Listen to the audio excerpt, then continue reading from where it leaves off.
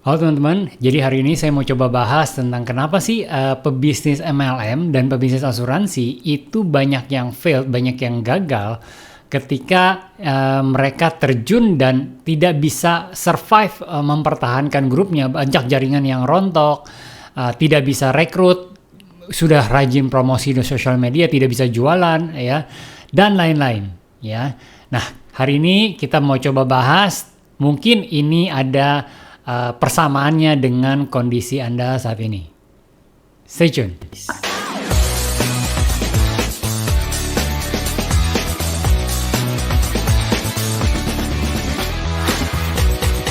Halo teman-teman, nama saya Li Juan. Jadi belasan tahun yang lalu saya di industri network marketing jatuh bangun, teman-teman. Banyak jaringan yang rontok. Akhirnya saya pindah ke satu perusahaan ke perusahaan yang lain.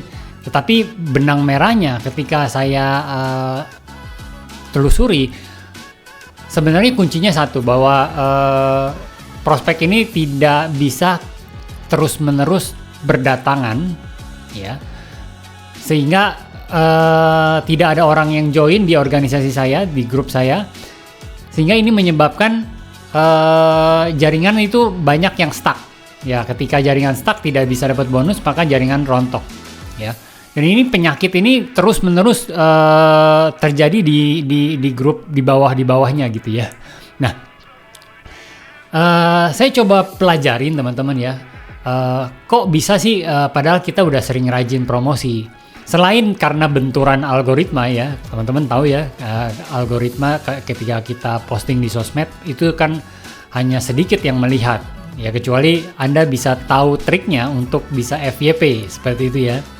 Nah, dan itu pun nggak mudah teman-teman, itu pun nggak mudah, butuh kreativitas dan mengerti sekali tentang sosial media di beda-beda platform tentunya.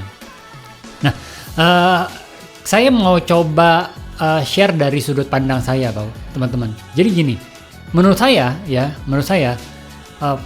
pebisnis MLM itu network marketing, ya. Berarti pelakunya disebut network marketer. Berarti kan marketer, seorang marketer. Ya, marketing teman-teman. Menurut saya pelaku bisnis MLM atau agen asuransi itu bahkan tidak mengerti marketing sesungguhnya. Ya, kenapa saya bilang begitu? Karena yang dipromosikan, ya sekali lagi yang dipromosikan banyak sekali yang hanya mengedepankan tentang produknya, tentang perusahaannya, tentang bisnisnya dan lain-lainnya. Ya, mereka fokus mempromosikan hal-hal seperti itu yang tujuannya bagus di mata dia, bukan bagus di mata si prospeknya. Ya, bukan yang menjadi solusi atas masalah si prospek. Nah, dari sini aja kan udah gapnya udah jauh banget, bahwa dia sebenarnya nggak ngerti nih gimana sih cara memarketingkan produknya dia, gimana sih cara memarketingkan bisnisnya dia, gitu ya. Yang diajarin memang default dari company, standar aja, basic. Ya udah, lu kontak temen lu, janjian, ketemu, cerita, ngobrol-ngobrol, jelasin seperti ini. Nanti dari 10 akan ada 1 atau 2 orang yang bergabung. Ya, dikatakan seperti itu. Nah, tidak salah, tapi mungkin di era sekarang, di zaman sosial media dan di dunia yang begitu kompetitif, kita harus betul-betul jeli, betul-betul cermat dalam memarketingkan produk dan bisnis kita, teman-teman. Ya, bukan lagi kita bikin konten tentang produknya, perusahaannya, yang itu bagus menurut kita, tetapi bukan menurut si prospek. Ya, apakah prospek peduli tentang produknya, tentang perusahaannya?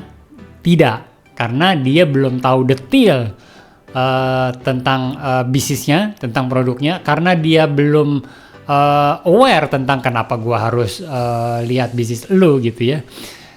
Toh gue juga punya problem, gue kan beda ya, bukan mau join bisnis lu. Misalkan problemnya dia adalah pengen mencapai kebebasan keuangan tanpa dia harus kerja kantoran lagi, misalkan seperti itu ya. Seorang karyawan yang sudah capek kerja tanpa dia mau ngantor lagi, tapi dia harus tetap punya income terus menerus. Nah, kalau marketnya adalah seorang karyawan yang ingin freedom, maka yang kita tawarkan adalah, yang kita komunikasikan, yang kita posting di sosmed setiap hari adalah postingan-postingan yang berhubungan dengan problem daripada karyawan tersebut yang menjadi target market kita gitu ya.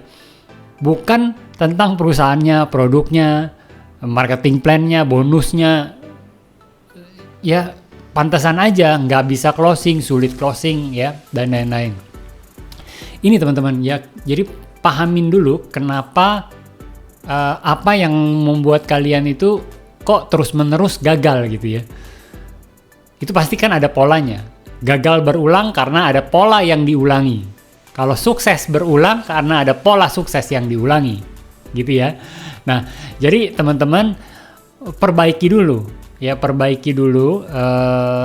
cara kalian menentukan target marketnya, perbaiki cara konten-kontennya, lalu kalau mau mempercepat gunakan sales funnel atau mesin prospek online. Nah, untuk lebih detailnya tentang hal ini, saya sudah adakan webinar tentang cara merekrut 20 downline dalam waktu 30 hari. Ya, teman-teman bisa cek linknya di bawah. Saya akan sertakan, teman-teman silahkan daftar, teman-teman silahkan ikut webinarnya, dan teman-teman bisa belajar lebih dalam apa yang saya jelaskan hari ini. Itu aja dari saya, sukses terus buat kita semua.